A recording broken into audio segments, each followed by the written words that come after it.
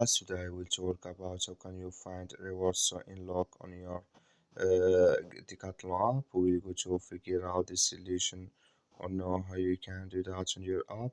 So you just follow these ways, then it's going to work with you. So all you have to do, so you just go down here, you click in this sign down here. When you just click on it here, it's going to take you to this list. It's going to show for you like this.